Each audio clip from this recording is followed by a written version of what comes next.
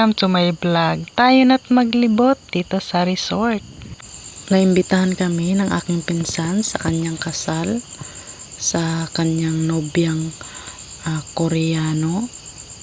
Ayan, for the first time nakaranas ako ng ganitong kasal. Ayan, nasa resort kami. Ayan, sobrang blessed ko dahil ayan, nakaranas ako ng ganitong mga pangyayari sa tanang buhay ko. Ayan, inimbitahan kami ng aking pinsan na dumalo dito sa kanyang kasal. Sobrang saya dahil naranasan ko ito. Lalo na't makakita ng Koreano, grabe kagwapo.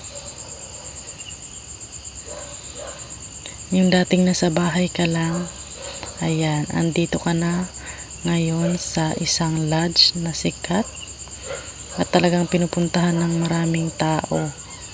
Ayan, dito kinasal ang aking pinsan. Anyo naman kung gaano ko kasaya. Yung ngiti ko halos mapunit na yung bibig ko sa sobrang kilig, nakakatuwa. Tingnan nyo ang aking pinsan. Ayan, nandyan sila sa loob, susunduin namin sila, dadalhin doon sa kanilang venue. Kinasal po ito sila sa Muslim. So pumasok po ang kanyang nobyong Koreano sa Islam. Nagbalik Islam na po ito siya. Kaya ayan, pinabasbasan na po sila ng aming imam. Ayan, sobrang tuwang-tuwa ako dyan dahil napakagwapo ng asawa ng aking pinsan at talagang napatunayan na sila ay kasal na. Ayan, nabasbasan na sila ng aming imam. Tingnan nyo naman kung gaano kagwapo. Ayan, sobrang ganda naman kasi talaga ng aking pinsan. Ayan, tingnan nyo, kaya nakabingwit ng Koreano.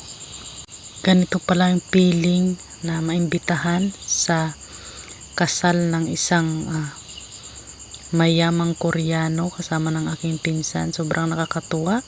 Salamat sa aking pinsan sa pag-invite sa amin. Ayan, dahil dyan naranasan ko at nalaman ko talagang masarap mamuhay kasama ang iyong pamilya.